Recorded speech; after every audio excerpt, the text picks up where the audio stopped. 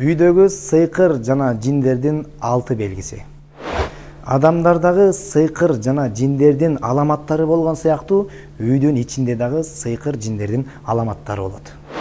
Биринчиси, үйдөгү чырактардын, лампочкалардын жана электроникалардын таң калыштуу жана бат-баттан бузула бериштиги.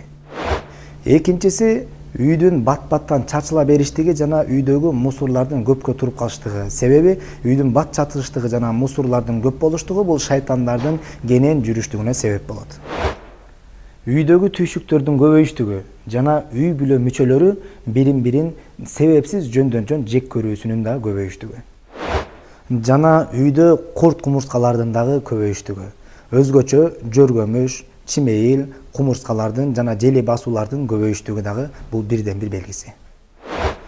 Жана үйдөгү рахаттын жоголуштугу. Мындайча айтканда, үйгө киргенде сыгылыштыгы.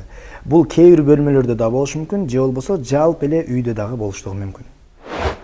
Жана үйгө коноктордун азайып кетүүсү. Мындайча айтканда, жылдан жылга коноктордун келүүсү азаят. Эгер коноктор келе турган болсо, коноктор дагы өзүнүн дискомфорт, сыгылуу менен ошол үйгө келгенде ошондой белгилерди байкай баштайт. Мына ушул белгилер сиздин үйүңүздөгү сыйкыр жана жин шайтандардын белгилери болуп эсептелет.